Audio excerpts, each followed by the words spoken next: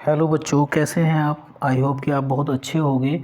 चलिए, inorganic chemistry के revision में जो थर्मल डिकम्पोजिशन मतलब हीटिंग इफ़ेक्ट का जो सेकंड पार्ट है वो आ गया है बच्चों। तो इस वीडियो में मैं आपको कुछ इम्पोर्टेंट इनऑर्गेनिक कंपाउंड का हीटिंग इफ़ेक्ट बताने वाला हूँ, ठीक है। और उनको हीट करने के बाद में क्या क्या प्रोडक्ट बनते हैं, ठीक है ना। और ये बहुत इंपॉर्टेंट है, आप ये मान के चलिए बच्चों, यहाँ से क्वेश्चन हमेशा पूछा जाता है। ये सारे कंपाउंड ही अपने आप में बहुत इंपॉर्टेंट है इनऑर्गेनिक केमिस्ट्री में, ठीक है। तो आपको करना क्या है, कॉपी पेन लेके बैठ जाइए कंसंट्रेशन के साथ में और नोट करिए। और नोट करने के बाद में उसको बढ़िया तरीके से समझिए, ठीक है ना। और इनऑर्गेनिक केमिस्ट्री को अगर आप बढ़िया करना चाहते हैं तो इसका एक ही तरीका होता है कि आप इसको बार बार लिख के याद करें बच्चों। क्या करें, इसको बार बार लिख कर इसको याद करें, ठीक है। तो अब तक इनऑर्गेनिक केमिस्ट्री के रिवीजन में हमने आपको क्या बताया है। हमने सबसे पहले आपको बताया था रिवीजन में आपको सोलबिलिटी ऑफ आयनिक कंपाउंड। उसके बाद में हमने बताई आपको थर्मल स्टेबिलिटी और लेटिस एनर्जी। और तीसरी वीडियो जो अभी हमने कल डाली थी बच्चों, वो मैंने बताया था आपको थर्मल डिकम्पोजिशन मतलब हीटिंग इफ़ेक्ट, ठीक है ना, ऑक्सी सॉल्ट वगैरह के, ठीक है ना, मेटल का क्या नाम है, हीटिंग इफ़ेक्ट वगैरह। तो आज सबसे पहले जो हम हीटिंग इफ़ेक्ट पढ़ेंगे जिसको हम थर्मल डिकम्पोजिशन भी कहते हैं, तो वो सबसे पहले पढ़ेंगे हम किसका बेटा, ऑक्सी एसिड का। और वैसे भी इनऑर्गेनिक केमिस्ट्री में जो होते हैं ये ऑक्सी एसिड अपने आप में बहुत ही यूनिक और बहुत इंपॉर्टेंट होते हैं। यहाँ से हमेशा क्वेश्चन आता है, ऐसा कोई भी एग्ज़ाम नहीं होता कि जब ऑक्सी एसिड में से कोई क्वेश्चन ना आए। खासकर फॉस्फोरस के ऑक्सी एसिड, सल्फ़र के ऑक्सी एसिड, नाइट्रोजन के ऑक्सी एसिड, हेलोजन के ऑक्सी एसिड, ठीक है ना। बोरोन का ये तो बहुत ही लाजवाब है हमेशा, ठीक है ना। एक यूनिक प्रॉपर्टी होती है इसमें, ये कोई आपका आर्सेनियस एसिड नहीं होता, ये एक वीक मोनोबेसिक लुईस एसिड होता है। तो इनके बारे में सब कुछ आपको पढ़ना है आगे चल के पी ब्लॉक में, ठीक है। तो आज हम पढ़ेंगे सबसे पहले नंबर 1 पे thermal decomposition of oxy acid. और उसमें भी देखो किसके पढ़ेंगे, सबसे पहले हम फॉस्फोरस के ऑक्सी एसिड। फॉस्फोरस के 3 ऑक्सी एसिड, ये बहुत इंपॉर्टेंट है। पहले का नाम है H3PO2 जिसको बोलते हैं हम हाइपोफॉस्फोरस एसिड। और सेकंड नंबर पर होता है फॉस्फोरस का आपका H3PO3 जिसको हम बोलते हैं फॉस्फोरस एसिड। और नंबर 4 पर होता है हमारा H3PO4 जिसको हम बोलते हैं बच्चों फॉस्फोरिक एसिड या ऑर्थोफॉस्फोरिक एसिड, ठीक है ना। तो इन्हीं इसके अलावा और भी होते हैं लेकिन उनका हम थर्मल डिकम्पोजिशन नहीं पढ़ेंगे, यही इंपॉर्टेंट है हमारे, ठीक है। उसके बाद में नाइट्रोजन के ऑक्सी एसिड है। तो नाइट्रोजन के वैसे तो 4 ऑक्सी एसिड होते हैं लेकिन 2 इंपॉर्टेंट हैं, HNO2 जिसको हम नाइट्रस एसिड बोलते हैं, HNO3 जिसको हम नाइट्रिक एसिड बोलते हैं। तो इनका डिकम्पोजिशन करेंगे तो क्या प्रोडक्ट बनेंगे, ठीक है ना। और वैसे भी ये बहुत अच्छे क्या हैं, ऑक्सीडाइजिंग एजेंट होते हैं नाइट्रोजन के तो ऑक्सी एसिड जो होते हैं, ठीक है। और सल्फ़र के ऑक्सी एसिड भी बहुत सारे होते हैं लेकिन हम यहाँ किसका थर्मल डिकम्पोजिशन पढ़ेंगे, केवल H2SO4 का पढ़ेंगे, ठीक है ना। और जो सबसे इम्पोर्टेंट है थर्मल डिकम्पोजिशन हीटिंग इफेक्ट बच्चों, ठीक है ना, वो होता है किसका, बोरोन का ऑक्सी एसिड जिसको हम बोलते हैं बोरिक एसिड, ठीक है। क्या बोलते हैं इसको, बोरिक एसिड बोलते हैं। तो चलो स्टार्ट करते हैं, ठीक है। चलिए देखो, सबसे पहले हम पढ़ते हैं हीटिंग इफेक्ट किसका, फॉस्फोरस के एसिड का। तो ये जो फॉस्फोरस के एसिड होते हैं बच्चों, जैसे H3PO2 हो गया, नाम तो पीछे बता ही दिया। अच्छा एक बात और ध्यान रखना, ये 3 जो एसिड है ना ये यार ये बहुत इंपॉर्टेंट है बच्चों। इनके बारे में तो आपको सब कुछ पढ़ना पड़ेगा, ठीक है। एक चीज़ जो एक कंसेप्ट तो मैं आपको अभी बता देता हूँ यहाँ पे कि देखो ये सारे के सारे आर्सेनियस एसिड है, इनको वाटर में डालेंगे तो ये H आयन देंगे। तो बताओ इससे कितने H आयन मिलेंगे हमें, केवल एक ही H+ मिलता है। तो इसका मतलब ये मोनोबेसिक एसिड होता है, इसी को बोलते हैं बेसिसिटी। किसी एसिड को वाटर में डालने पर जितने हमें H+ आयन मिलते हैं उसी को बोलते हैं उसकी बेसिसिटी। तो ये H3PO2 जो होता है ये मोनोबेसिक होता है, तो ध्यान रखना, ठीक है। अब इसके हीट करने पर क्या बनेगा देखते हैं अभी। इससे अगले वाला कौन सा था बच्चों, H3PO3। इसको अगर हम हीट करते हैं तो क्या बनेगा, अच्छा इसकी बेसिसिटी कितनी होगी बच्चों, इसको वाटर में डालने पर हमें केवल यहाँ से क्या मिलेंगे, हमें केवल यहाँ से 2H+ मिलते हैं। कितने मिलते हैं यहाँ से, 2H+ मिलते हैं, ठीक है ना। तो ये डाइबेसिक एसिड होता है। और तीसरा होता है हमारा कौन सा, H3PO4, याद रखेंगे इसको बोलते हैं फॉस्फोरिक एसिड। चलिए, तो इन तीनों का थर्मल डिकम्पोजिशन करने के बाद में आपको क्या क्या प्रोडक्ट मिलेंगे। अच्छा इसे बोलते हैं ऑर्थोफॉस्फोरिक एसिड। तो ये ट्राइबेसिक होता है, ठीक है ना। तो फर्स्ट वाला ठीक है ना। देखो यहाँ पे हमें दिखाई तो दे रहे 3H है, लेकिन मिलते कितने हमें 1 है, तो इसको याद रखेंगे। यहाँ पे कितने 3 हैं, लेकिन मिलते हैं कितने हमें यहाँ पे 2, और यहाँ पे 3 है तो यहाँ पे 3H मिलते हैं। तो ये ट्राइबेसिक है, ये डाइबेसिक है, ये मोनोबेसिक है। ठीक है, चलिए, तो इसकी बेसिसिटी 1 होगी, इसकी 2 होगी, इसकी कितनी होगी 3 होगी। तो ये भी आप याद कर लेंगे। अब देखो बहुत इंपॉर्टेंट कंसेप्ट है, H3PO2 को यानी कि हाइपोफॉस्फोरस एसिड को जब गर्म करते हैं तो जो उससे नेक्स्ट वाला होता है वही बना करता है बच्चों। क्या बनता है यहाँ पे H3PO3 बनेगा। ठीक है ना। और जब इसको हीट करते हैं तो इसको हीट करने के बाद में बच्चों क्या बनता है, यही वाला बनता है, अगले वाला नेक्स्ट वाला H3PO4। तो कितना आसान है, देखो इन दोनों का थर्मल डिकम्पोजिशन आपको याद हो गया। H3PO2 को याद करेंगे तो नेक्स्ट वाला बनेगा। ठीक है ना, कौन सा H3PO3, और जब H3PO3 को हीट करेंगे तो उससे नेक्स्ट वाला बनेगा H3PO4। ये दोनों एसिड फॉस्फोरस के ऐसे होते हैं बेटा जिनको हीट करने पर एक बहुत इंपॉर्टेंट गैस बनती है जिसको बोलते हैं फॉस्फीन गैस। क्या बोलते हैं उसको, बोलो, उसको हम बोला करते हैं फॉस्फीन गैस। ठीक है, रोटन फिश स्मेल होती है, तो यहाँ भी क्या बनेगी, फॉस्फीन गैस बनेगी। ठीक है ना। और ये एक डिस्पर्पोरेशन रिएक्शन होगी, आप देखेंगे तो फॉस्फोरस की ऑक्सीडेशन स्टेट क्या हो रही है, बढ़ेगी भी, और यहाँ पे क्या होगी, घटेगी भी। ठीक है, क्लियर है। चलिए, तो आपको याद हो गया H3PO2 को हीट करने से और H3PO3 को हीट करने से कौन सी गैस बनती है, इंपॉर्टेंट, बोलो, फॉस्फीन गैस बनती है। इसको याद रखेंगे आप। अब देखिए H3PO4 को हीट करने पे क्या बनता है, यही सबसे ज़्यादा पूछा गया है। ठीक है ना। देखो फॉस्फोरस के एसिड और भी होते हैं बेटा, लेकिन 2 ही ऑक्सी एसिड ऐसे होते हैं फॉस्फोरस के जिनको हीट करने पर फॉस्फीन गैस बनती है, ये आप याद करना। देखो H3PO4, ठीक है ना, ऑर्थोफॉस्फोरिक एसिड को अगर आप हीट करोगे और यहाँ पर टेम्परेचर अगर रखते हो 220 डिग्री सेल्सियस, ये आपको याद ही करना पड़ेगा। ठीक है ना। तो क्या करते हैं हम, देखो इसके अलावा ऊपर जो हमने दोनों ऑक्सी एसिड लिखे, इसके अलावा किसी भी ऑक्सी एसिड को अगर आप हीट करोगे तो सबसे पहले उसमें से वाटर निकालते हैं हम। तो देखो हम इसके कितने मोल लेंगे, 2 मोल लेंगे, यहाँ पे 2 से मल्टीप्लाई कर लीजिए, हम इसके 2 मोल लेंगे और यहाँ से निकाल देंगे हम क्या बच्चों, एक वाटर का मोलिक्यूल यहाँ से निकाल देंगे। निकाल दिया। फॉस्फोरिक एसिड को जब 220 डिग्री सेल्सियस पे हीट करते हैं तो वाटर का एक मोलिक्यूल निकालिए। अब देखिए यहाँ पे हाइड्रोजन कितने थे, 6, तो 2 तो यहाँ निकल गए, क्या बचा यहाँ पे H4 फॉस्फोरस P2, और बेटा ऑक्सीजन कितने थे यहाँ पे 8, एक यहाँ पे चला गया O7। अरे ये तो बच्चों बहुत इंपॉर्टेंट है, सॉरी, यहाँ पे कितने बचेंगे ऑक्सीजन के, यहाँ बचेंगे ऑक्सीजन के बच्चों, यहाँ बचेंगे हमारे कितने बोलो, हाँ यहाँ बचेंगे हमारे 7 बचेंगे। कितने बचेंगे, 7। अब बताओ अगर फॉस्फोरिक एसिड को 220 डिग्री सेल्सियस पर गर्म करते हो तो कौन सा एसिड बनता है, ये बहुत इंपॉर्टेंट एसिड होता है फॉस्फोरस का, इसको हम बोलते हैं पायरोफॉस्फोरिक एसिड बच्चों। क्या बोलते हैं इसको, पायरोफॉस्फोरिक एसिड। ठीक है ना।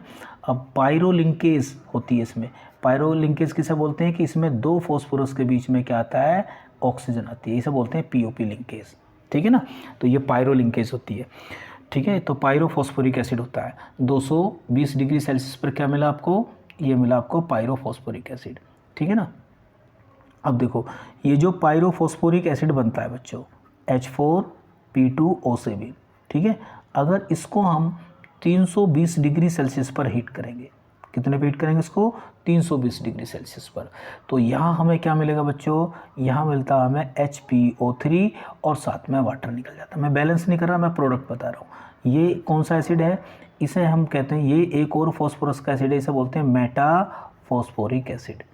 क्या बोलते हैं इसको, मेटाफॉस्फोरिक एसिड बोलते हैं इसको। ठीक है ना, मेटाफॉस्फोरिक एसिड, ये भी मोनोबेसिक एसिड होता है। ठीक है ना, तो याद रखेंगे 220 पे क्या बनता है, पायरोफॉस्फोरिक एसिड, और अगर आप उसको अगेन 320 डिग्री सेल्सियस पर गर्म करोगे तो मेटाफॉस्फोरिक एसिड आपका बन जाएगा। लेकिन अगर ये जो मेटाफॉस्फोरिक एसिड आपका बना है, इसको 320 डिग्री सेल्सियस से अगर आप हाई टेम्परेचर पर गर्म करोगे तो फिर हमें यहाँ पे मिला करता है बच्चों 2P2O5। आप बैलेंस ही मत करिए, चलो P2O5 मिलेगा और साथ में यहाँ से वाटर निकल जाएगा, बैलेंस नहीं कर रहे। P2O5 को आप क्या लिख सकते हो, P4O10 भी लिख सकते हो, यानी कि फॉस्फोरस का ऑक्साइड बनेगा। ठीक है ना, क्लियर है। और ये होता है आपका एक वाइट क्लाउड होता है। ठीक है ना, P2O5 या P4O10 कैसा होता है, ये वाइट क्लाउड की तरह होता है बच्चों। ठीक है, याद रखेंगे इसको। ठीक, एक बार फिर देखिए, जब ऑर्थोफॉस्फोरिक एसिड को 220 पे गर्म करेंगे तो पायरो बनेगा, पायरो को 320 पे करेंगे तो मेटाफॉस्फोरिक बनेगा, उसको 320 से ज़्यादा गर्म करेंगे तो क्या बनेगा, P4O10 बनेगा। तो ये जो P4O10 है ये क्या है, ये फॉस्फोरिक एसिड का एनहाइड्राइड है।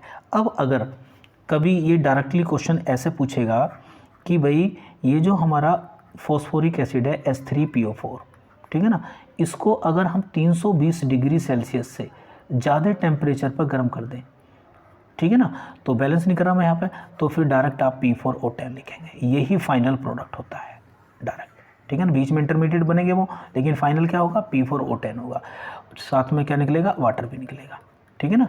तो किसी भी ऑक्सी एसिड से या कोई भी एसिड हो दुनिया में, अगर उसको हीट करने पर उससे वाटर निकलता है तो जो बचता है उसी को बोलते हैं हम उसका एनहाइड्राइड। क्या बोलते हैं उसको, उस एसिड का हम क्या बोलते हैं उसको, बोलो, एनहाइड्राइड कहते हैं। तो यही क्या होता है इसका बच्चों, फाइनल प्रोडक्ट होता है। तो टेम्परेचर का रोल है, टेम्परेचर को आप याद रखेंगे, ठीक है ना। अगर वो कहता है कि H3PO4 को स्ट्रांगली हीट कर रहे हो आप 320 डिग्री सेल्सियस से ऊपर, तो फाइनल प्रोडक्ट आप ये लिखोगे। और जो टेम्परेचर पीछे दे रखा है 220 पे तो पायरो बनाओगे, 320 डिग्री सेल्सियस लोगे तो मेटाफॉस्फोरिक एसिड बनाओगे, ठीक है ना। तो इस प्रकार से आप फॉस्फोरस के ऑक्सी एसिड का हीटिंग इफेक्ट कर सकते हो, ठीक है। चलिए इसके बाद में देखिए, नाइट्रोजन का होता है एक नाइट्रस एसिड, क्या बोलते हैं इसको, नाइट्रस एसिड। तो ये भी बहुत इंपॉर्टेंट है, कई बार पूछा गया है, ठीक है ना, इंपॉर्टेंट है। नाइट्रस एसिड को जब हम हीट करते हैं, वैसे भी क्या होता है, ये अनस्टेबल ही होता है। क्या होता है, ये अनस्टेबल होता है, ठीक है ना, रूम टेम्परेचर पर ये अनस्टेबल होता है। तो देखो, जब नाइट्रस एसिड को हम हीट करते हैं, ठीक है ना, तो हीट करने के बाद में ये डिस्प्रपोर्शन रिएक्शन देता है, ठीक है ना। क्या क्या बनाता है, देखो ये बनाता है बच्चों, एक बनता है HNO3 जिसे हम कहते हैं नाइट्रिक एसिड, और साथ में क्या बनता है बच्चों, यहाँ पे नाइट्रिक ऑक्साइड बनता है, और वाटर तो निकलेगा ही, ठीक है ना। क्लियर है। इसको बैलेंस करने की अगर कोशिश करें तो यहाँ पे 3 लगा दो बच्चों, और यहाँ पर आप लगा दो 2 लगा दो, ये बैलेंस होगी आपकी, ठीक है ना। तो देखोगे ये एक डिस्प्रपोर्शन रिएक्शन होगी, ठीक है ना, क्योंकि यहाँ पे नाइट्रोजन की ऑक्सीडेशन स्टेट कितनी है बच्चों, 5 है, ठीक है ना। और NO में कितनी है, यहाँ पे नाइट्रोजन की +2 है, और HNO2 में देखोगे नाइट्रोजन की कितनी ऑक्सीडेशन स्टेट है, +3 है। तो आप देखोगे यहाँ से जब यहाँ चल रहे हो तो क्या हो रहा है, ऑक्सीडेशन स्टेट बढ़ रही है, तो इसका मतलब क्या हो रहा है, ऑक्सीडेशन हो रहा है।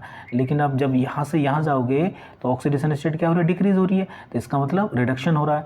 यहाँ से यहाँ जाने पर ऑक्सीडेशन, यहाँ से यहाँ जाने पर रिडक्शन, और एक ही कंपाउंड है, तो ये एक डिस्प्रपोर्शन रिएक्शन होती है। तो ठीक है, ध्यान रखेंगे। तो नाइट्रस एसिड अनस्टेबल होता है रूम टेम्परेचर पर, थोड़ा सा हीट करोगे तो डिकम्पोज हो जाएगा नाइट्रिक एसिड में और नाइट्रिक ऑक्साइड में और वाटर में। क्लियर है। चलिए इसके बाद में आपको याद करना पड़ेगा हीटिंग इफेक्ट नाइट्रिक एसिड का, जो कि बहुत अच्छा, ठीक है ना, क्या है, ऑक्सीडाइजिंग एजेंट होता है। जैसे H2SO4 है, ये सब ऑक्सीडाइजिंग एजेंट है। और ऑक्सीडाइजिंग एजेंट की क्या प्रॉपर्टी होती है, उसको आप थोड़ा सा हीट करोगे तो वो आसानी से ऑक्सीजन गैस को लिबरेट करते हैं, ठीक है ना। तो ये हमेशा जितने भी स्ट्रॉन्ग ऑक्सीडाइजर होते हैं, इनको हीट करने पर हमेशा ऑक्सीजन गैस बनेगी, ठीक। तो नाइट्रिक एसिड अगर आपका डाइल्यूट है, ये ध्यान रखना, अगर नाइट्रिक एसिड आपका डाइल्यूट है तो जब इसका डीकम्पोजिशन होगा बच्चों, तो इसके डीकम्पोजिशन से हमें क्या मिलेगा, बोलो, इसके डीकम्पोजिशन से डाइल्यूट से हमें क्या मिलती है, नाइट्रिक ऑक्साइड गैस, एक कलरलेस गैस मिलती है नाइट्रिक ऑक्साइड, प्लस क्या बनता है यहाँ पे, वाटर बनता है, और साथ में यहाँ निकला करती है हमारी क्या, ऑक्सीजन गैस, ठीक है ना। ये ध्यान रखना, डाइल्यूट के साथ, जब भी डाइल्यूट नाइट्रिक एसिड की रिएक्शन करते हैं किसी के साथ भी, जब भी किसी मेटल का ऑक्सीडेशन करेगा तो ये नाइट्रिक ऑक्साइड गैस बनेगी, ठीक है ना। और अगर हम मान लीजिए हमारे पास में कंसनट्रेट है, जब भी आप कंसनट्रेट नाइट्रिक एसिड को हीट करोगे तो इसको हीट करने पर, ठीक है, क्या बनेगा, बोलो, नाइट्रोजन डाइऑक्साइड, ये ब्राउन कलर की गैस होती है, ठीक है ना। और क्या बनेगा, H2O बनेगा, और साथ में बच्चों यहाँ पे ऑक्सीजन गैस निकलेगी। तो डाइल्यूट और कंसनट्रेट नाइट्रिक एसिड, ठीक है ना, जब हम इनकी ऑक्सीडाइजिंग प्रॉपर्टी पढ़ेंगे तो बस एक ही डिफरेंस याद रखना, जब भी डाइल्यूट के द्वारा ऑक्सीडेशन होगा ये बनेगी, ये वाली गैस बनेगी नाइट्रिक ऑक्साइड, और कंसनट्रेशन के द्वारा, कंसनट्रेट नाइट्रिक एसिड के द्वारा करोगे तो एक रेड ब्राउन कलर की गैस बनती है जिसको बोलते हैं नाइट्रोजन डाइऑक्साइड गैस, ठीक है। चलिए ये हो गया हमारा जी हीटिंग इफेक्ट किसका, नाइट्रिक एसिड का। चलिए अच्छा देखो, H2SO4 भी एक बहुत अच्छा ऑक्सीडाइजिंग एजेंट है, ठीक है ना, और ऑक्सीडाइजिंग एजेंट है, तो बच्चों तुम्हें पता ही है ऑक्सीजन यहाँ से भी लिबरेट होगी, ठीक है ना। तो जब इसको हीट करते हैं तो हमेशा ध्यान रखना क्या बनेगा, SO2 सल्फर डाइऑक्साइड गैस बनती है और वाटर बनता है, और साथ में क्या बनता है बच्चों, नेसेंट ऑक्सीजन भी ये निकलती है, ठीक है। तो इसका डिकम्पोजिशन इस प्रकार से होता है हमारा, ठीक है। तो सल्फ्यूरिक एसिड का भी डिकम्पोजिशन आपने कर लिया, क्या क्या बना, सल्फर डाइऑक्साइड गैस बनती है, वाटर और ऑक्सीजन गैस बनती है, ठीक है। चलिए अब आ गए हम सबसे वेरी इंपॉर्टेंट, ठीक है। कुछ भी हो जाए हर बच्चे को ये हीटिंग इफेक्ट याद होना चाहिए, ठीक है ना। क्या कि thermal decomposition of boric acid. Boric acid तो अपने आप में यूनिक है, ठीक है ना। तो बोरोन से रिलेटेड जितने भी कंपाउंड होते हैं उन सबको याद करना बहुत ज़रूरी है, समझना बहुत ज़रूरी है, ठीक है ना। कुछ भी हो जाए बोरिक एसिड का थर्मल डिकम्पोजिशन आपको कभी नहीं भूलना है, ठीक है। मैं पहले आपको सीधा क्वेश्चन करा देता हूँ। देखो किसी भी एग्ज़ाम में या पिछले 10 साल के एग्ज़ाम की अगर बात करूँ तो किस तरह से क्वेश्चन पूछा जा सकता है आपसे या पूछा गया है। देखो बोरिक एसिड जो होता है बच्चों, ठीक है ना, टेम्परेचर का बहुत बड़ा रोल है। जब बोरिक एसिड को हीट करते हैं तो यहाँ पर मान लो लिखा होगा 100 डिग्री सेल्सियस पर, ठीक है ना। तो यहाँ पर कोई कंपाउंड क्या बनेगा, ए बनेगा, और जो ए बनेगा इसको अगर आप हीट करते हो बच्चों 140 डिग्री सेल्सियस पर, तो यहाँ कंपाउंड क्या बनेगा बच्चों, बी बनेगा। और फिर ये जो बी बनता है इसको अगर हम हीट करते हैं हाई टेम्परेचर पर स्ट्रॉन्गली, ठीक है ना, यानी कि रेड हॉट स्ट्रॉन्गली हीट करते हैं यहाँ पे, ठीक है ना, तो भाई यहाँ पर कंपाउंड बनेगा सी, ठीक है ना। तो वो आपसे कहता है कि आइडेंटिफाई करिए ABC क्या है, तो ए क्या है, बी क्या है और सी क्या है, ठीक है ना। तो ये टेम्परेचर का रोल है, इसको आप नहीं भूलेंगे बच्चों, ठीक है। चलिए करते हैं, देखो इसका हीटिंग इफेक्ट। बच्चों देखो बोरिक एसिड H3BO3 ये भी ऑक्सी एसिड है, और मैंने आपको बताया था कोई भी ऑक्सी एसिड को अगर हीट करोगे आप तो वाटर तो निकलेगा ही, ठीक है ना। और वो भी कितने पे हीट कर रहे हो, इसको 100 डिग्री सेल्सियस पर अगर आप इसको हीट कर रहे हो, तो जब इसको 100 डिग्री सेल्सियस पर आप हीट करोगे तो यहाँ से वाटर निकलेगा बच्चों, क्या निकलेगा, पहले वाटर। तो एक ही जगह क्या आएगा कंपाउंड, देखिए एक ही जगह आएगा आपका, जब वाटर आपने निकाल दिया तो यहाँ क्या बचा, हाइड्रोजन का केवल एक बचा H, और H बचा आपका, और HbO2 बचा। अब इसका नाम क्या है, इसका नाम होता है बच्चों मेटाबोरिक एसिड। क्या नाम इसका, मेटाबोरिक एसिड, क्या बोलते हैं इसको, मेटाबोरिक एसिड। तो अगर 100 डिग्री सेल्सियस पे हीट करोगे तो मेटाबोरिक एसिड। अब देखिए अगर इस मेटाबोरिक एसिड को HbO2 को आप हीट करते हो कितने पर, 140 डिग्री सेल्सियस पर, तो बच्चों यहाँ से भी वाटर निकलेगा, लेकिन अब की बार हमें इसके कितने मोल लेने पड़ेंगे, 4 मोल लेने पड़ेंगे, ध्यान रखना, ठीक है ना। क्योंकि वाटर निकालने के लिए देखो 2 H चाहिए, तो यहाँ तो एक ही H है, तो इसके 4 मोल लेने पड़ेंगे। तो जब इसकी 4 की मल्टीप्लाई करोगे तो H4B4O8 हो जाएगा। तो वाटर निकलने के बाद में देखो क्या बचा बच्चों, यहाँ बचा H2B4O7, ठीक है ना बच्चों। इस एसिड का नाम होता है टेट्राबोरिक एसिड, क्या बोलते हैं इसको, टेट्राबोरिक एसिड, ठीक है। ये बना आपका टेट्राबोरिक एसिड। और बच्चों अगर इस टेट्राबोरिक एसिड को भी हीट करोगे आप, ठीक है, कितने डिग्री सेल्सियस पर, बोलो, इसको रेड हॉट हाई टेम्परेचर पर स्ट्रांगली हीट करते हो, तो फाइनल जो प्रोडक्ट बनता है बच्चों वो बनता है B2O3 प्लस H2O, और भैया इसी को बोलते हैं हम, यही मेन प्रोडक्ट होता है, ठीक है ना। कितने बनेंगे यहाँ पे, इसके 2 मोल बनेंगे, ठीक है। चलिए तो एक्चुअल में आप ध्यान रखेंगे कि बोरिक एसिड को आप जब हीट करेंगे तो बोरिक एसिड को हीट करने के बाद में, ठीक है ना, क्या क्या बना, 100 डिग्री सेल्सियस पर, बोलो 100 डिग्री सेल्सियस पर बना आपका HbO2, ठीक है ना।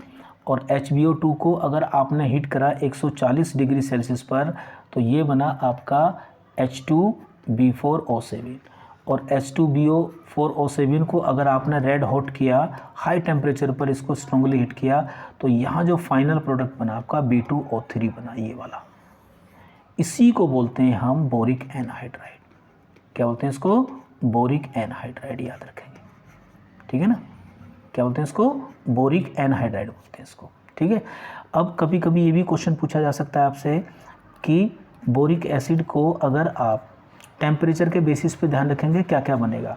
100 डिग्री सेल्सियस पर मेटाबोरिक, 140 पर क्या बनेगा बच्चों, टेट्राबोरिक, और अगर आप स्ट्रांगली रेड हॉट गर्म करते हैं इसको तो बोरिक एनहाइड्राइड बनेगा।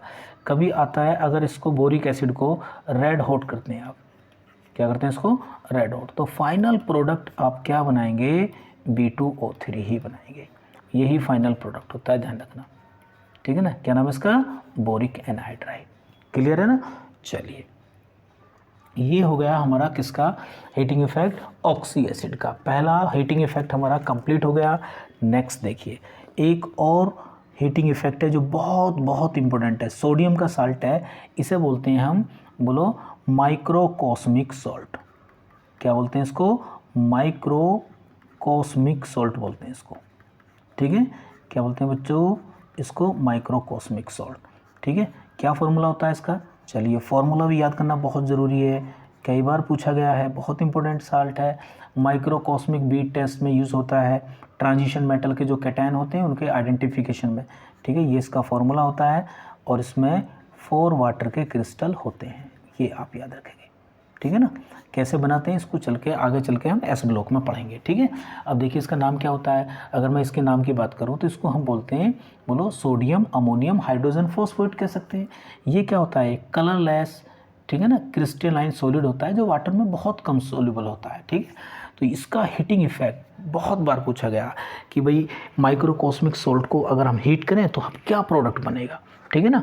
और देखिए तो अगर हम इसको हीट करते हैं बच्चों, ठीक है ना, लगभग इसको हीट करते हैं 120 डिग्री सेल्सियस पर, तो जब हीट करते हैं तो देखो ये प्रोडक्ट बना करते हैं। एक बनता है हमारा NaPO3, याद कर लो इसको, भूलना नहीं है किसी भी बच्चे को, ठीक है, डेली रिवाइज करिए। NaPO3 बनता है बच्चों, अमोनिया गैस निकलती है और साथ में बच्चों कितने वाटर के क्रिस्टल निकलते हैं, 5 वाटर के क्रिस्टल। देखो अगर आप माइक्रोकॉस्मिक सॉल्ट में वाटर के 4 क्रिस्टल लेते हो तो यहाँ पर निकलेंगे 5, और अगर आप यहाँ पे क्रिस्टल नहीं लेते हो, केवल NaNH4HPO4 ही लेते हो, तो फिर केवल एक ही वाटर का मॉलिक्यूल यहाँ पे निकलेगा। अब ये जो बना है NaPO3, इसको क्या बोलते हैं हम, बोलो इसका नाम होता है बच्चों सोडियम, इसे हम बोलते हैं सोडियम मेटाफॉस्फेट, ठीक है। चलिए ये हमारा हीटिंग इफेक्ट हो गया माइक्रोकॉस्मिक साल्ट का, भूलना नहीं है। सोडियम मेटाफॉस्फेट बनेगा, अमोनिया बनेगा, वाटर के 5 मॉलिक्यूल निकलेंगे, ठीक है। चलिए नेक्स्ट देखिए, इसके बाद में हम किसको हीट करते हैं बच्चों, एक कंपाउंड और होता है देखो सोडियम का, इसे ये भी सोडियम का साल्ट होता है, इसे हम बोलते हैं सोडियम थायोसल्फेट। क्या बोलते हैं बोलो इसको, सोडियम थायोसल्फेट। बच्चों ये वो कंपाउंड है जिनसे क्वेश्चन हमेशा पूछे जाते हैं, इनकी कंप्लीट केमिस्ट्री आगे पढ़ेंगे हम। सोडियम थायोसल्फेट, ठीक है ना, इसको हम हाइपो भी कहते हैं ना, क्या कहते हैं हम इसको, हाइपो भी कहते हैं, ये फोटोग्राफी में यूज़ होता है, ठीक है ना।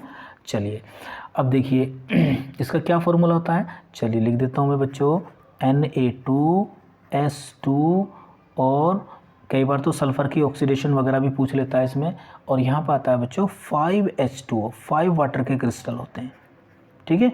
ये सोडियम थायोसल्फेट इसका फॉर्मूला है। तो कई बार तो यहाँ पे ये पूछा गया कि सल्फ़र की ऑक्सीडेशन स्टेट वगैरह बताइए, ठीक है। तो ऑक्सीडेशन नंबर आगे पढ़ेंगे हम, है ना। देखिए इसको अगर हम हीट करना चाहते हैं और हीट करें इसको, अगर 215 डिग्री सेल्सियस पर हीट करें इसको, सोडियम थायोसल्फेट को, तो यहाँ से ये जो वाटर के 5 क्रिस्टल होते हैं बच्चों, ये यहाँ से निकल जाते हैं और ये हमें एनहाइड्रस फॉर्म में मिलता है। क्या बनता है यहाँ पे, Na2S2O3 और प्लस यहाँ निकल जाएंगे हमारे 5H2O। क्लियर है। चलिए ये एनहाइड्रस फॉर्म में हमें मिल गया। लेकिन अगर मैं इसको सोडियम थायोसल्फेट को लगभग बच्चों हाई टेम्परेचर पर, ठीक है ना, हाई टेम्परेचर का मतलब होता है इसको लगभग 700 से ऊपर इसको अगर हीट करता हूँ तो देखिए मुझे यहाँ पे क्या मिलता है बच्चों, Na2SO4 मिलेगा और साथ में मिलेगा मुझे यहाँ पे Na2S5, ये मिलेगा। ये याद करना पड़ेगा आपको, बहुत इंपॉर्टेंट है बच्चों, ठीक है। इसकी डिटेल में आपको आगे बताऊंगा, ठीक है। चलिए तो ये था हमारा सोडियम थायोसल्फेट का हीटिंग इफेक्ट। ठीक है, नेक्स्ट अगेन फिर इम्पोर्टेंट आ गया, जिसको हमेशा हमें याद रखना है, भूलना नहीं है बिल्कुल भी। ठीक है, अब देखिए बहुत वेरी वेरी इंपॉर्टेंट कंपाउंड है ये। बोरोन के सारे कंपाउंड इंपॉर्टेंट होते हैं, ठीक है ना। बोरेक्स, बोरेक्स जिसका केमिकल फॉर्मूला होता है आपका Na2B4O7, ठीक है ना। और यहाँ पे होता है वाटर के 10 क्रिस्टल दिखाई देते हैं। कई बार तो ये पूछता है कि बोरेक्स पे बताओ कितने वाटर के क्रिस्टल होते हैं, तो यहाँ पे दिखाई तो देते हैं हमें 10 है, लेकिन स्ट्रक्चर वगैरह अगर इसके बनाएंगे तो एक्चुअल में कितने होते हैं, 8s2 होते हैं, 8 वाटर के क्रिस्टल इसमें होते हैं। कई बार ये भी पूछ लेता है कि बोरोन के ऊपर बताइए, क्या नाम, बोरेक्स में बोरोन के ऊपर कैसा हाइब्रिडेशन होता है, तो इसमें 2 प्रकार की बोरोन मिलती हैं, sp2 भी होता है और sp3 भी हाइब्रिडेशन होता है इसमें। ठीक है, चलिए अब देखिए इसका हीटिंग इफेक्ट हमें करना है बच्चों। देखो अगर हम इसको यहाँ लिख देता हूँ मैं Na2, और इसका केमिकल नेम की अगर मैं बात करूँ बोरेक्स की, तो केमिकल नेम होता है इसका सोडियम टेट्रा बोरेट, हम इसको बोला करते हैं बच्चों। क्या बोलते हैं इसको, सोडियम टेट्रा बोरेट, जिसको हम सुहागा भी कहते हैं, टिंकल भी कहते हैं इसको। ठीक है, तो इसकी केमिस्ट्री तो हम आगे पढ़ेंगे। चलिए देखते हैं Na2B4O7, ठीक है। अब 10s2 बच्चों, क्लियर है। अब भाई इसको हीट करते हैं हम, ठीक है ना, 60 डिग्री सेल्सियस पर। देखो इसमें एक बड़ी अच्छी प्रॉपर्टी होती है स्वेल अप होने की। जब हम इसको हीट करते हैं तो जो वाटर के जो क्रिस्टल होते हैं ना, ये बाहर निकलते हैं वेपर की फॉर्म में, इसलिए ये फूल जाता है। ठीक है ना, तो देखिए यहाँ से जब आप इसको 60 डिग्री पर गर्म करोगे बच्चों, तो क्या होगा, यहाँ से बोलो बोलो क्या होगा, बोलो, यहाँ से ये वाटर के क्रिस्टल आपके निकल जाएंगे। ठीक है ना, तो यहाँ बनेगा ये Na2B4O7 बनेगा एनहाइड्रस फॉर्म में। ठीक है ना, चलो 60 से भी थोड़ा सा और ज़्यादा गर्म करना चाहो, ठीक है ना, तो 60 और 100 के बीच में, तो ये वाटर आपके निकल जाएंगे 10 के 10। ठीक है, और ये एनहाइड्रस फॉर्म में आपको मिलेगा Na2B4O7। ठीक है, अब ये जो Na2B4O7 होता है, इसको अगर आप हीट करते हो हाई टेम्परेचर पर, स्ट्रोंगली हीट करते हो, ठीक है ना, तो क्या बनता है यहाँ पे मेन प्रोडक्ट, ये बना करता है NaBO2, और बच्चों यहाँ बना करता है B2O3। ठीक है ना, इसे क्या बोलते हैं हम, सोडियम मेटाबोरेट। क्या बोलते हैं इसको, सोडियम मेटाबोरेट और बोरिक एनहाइड्राइड। ठीक है ना, और इन दोनों का जो मिक्सचर होता है ना, ये क्या होता है, ग्लेसी बीड की तरह काम करता है। ये ग्लेसी मास होता है आपका, क्या होता है ये, ग्लेसी मास। ठीक है ना, इस प्रकार से गोली बन जाती है इसकी, कांच की गोली, जो कंचे खेले होंगे आपने। ठीक है ना, चलिए ठीक है। नेक्स्ट देखिए, ये होगा हमारा बोरेक्स का। तो अगर बोरेक्स को वो कहता है कि Na2B4O7 और 10s2, ठीक है ना, और वो कहता है आपको कोई हाई टेम्परेचर पर हीट करना है इसको, तो भैया इसके जो बोरेक्स को हीट करने पर जो मेन प्रोडक्ट होता है ना, वही होता है B2O3 और प्लस NaBO2। याद रखेंगे, सोडियम मेटाबोरेट और बोरिक एनहाइड्राइड मिलता है, ये इसके प्रोडक्ट हो गए हीटिंग करने के बाद में। ठीक है, चलिए इसके बाद में अगर हम बात करें, तो यही मैंने आपको बताया था कि माइक्रोकॉस्मिक सॉल्ट, बोरिक एसिड है, और बोरेक्स और ऑक्सी एसिड, ये हमारे थे बच्चों, क्या बोलो, हीटिंग इफेक्ट। ठीक है, अच्छा मैं एक बात और बताना चाह रहा हूँ बेटा, लास्ट वाली वीडियो में मैंने आपको बताया था कि जैसे कि हम कैल्शियम कार्बोनेट है, मान लो कैल्शियम कार्बोनेट को हीट करते हैं, तो हमें क्या बना था, यहाँ पे एक ब्रिक रेड, कैल्शियम ऑक्साइड और CO2 गैस निकली थी। तो वहाँ पे एक छोटी सी मिस्टेक हो गई थी, उसको आप थोड़ा सा देख लेंगे कि जो कार्बन डाइऑक्साइड गैस होती है, अगर हम इसको लाइम वाटर में पास करते हैं ना, तो ये मिल्की कर देती है टेम्परेरी।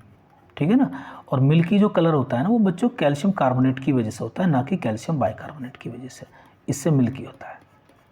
ठीक है ना, मिल्की इसी की वजह से होता है। और अगर CO2 को एक्सिस में पास कर देते हैं, ठीक है ना, तो फिर ये मिल्की कलर जो होता है आपका डिसअपेयर हो जाता है, और सफ़ेद कलर जो दूधिया रंग होता है ना, ये गायब हो जाता है। ये किसकी वजह से गायब हो जाता है, कैल्शियम बाइकार्बोनेट की वजह से। तो मिल्की किसकी वजह से होता है, कैल्शियम कार्बोनेट की वजह से। और अगर एक्सिस में CO2 गैस पास कर दिए तो मिल्की कलर डिसअपेयर होता है कैल्शियम बाइकार्बोनेट की वजह से। ठीक है ना। तो हमारी दोनों वीडियो जो हैं हीटिंग इफेक्ट की बच्चों वो कंप्लीट हो गई हैं, ठीक है ना। इंपॉर्टेंट है, याद रखेंगे इसको। और याद करने का तरीका यही है इनऑर्गेनिक का कि आप इसको बार बार लिख लिख कर क्या करें, इसका प्रैक्टिस करते रहें। इसको छोड़ना नहीं है बिल्कुल, जब तक एग्ज़ाम ना हो आपका नीट का, जेईई मेंस का या एडवांस का, आप इसको लिख लिख के जो है इसकी प्रैक्टिस करते रहिए और मेरे साथ जुड़े रहिए। इनऑर्गेनिक आपकी बढ़िया हो जाएगी, ठीक है। आगे एनसीईआरटी बेस रिवीजन चलेगा बढ़िया तरीके से, ठीक है। चलिए।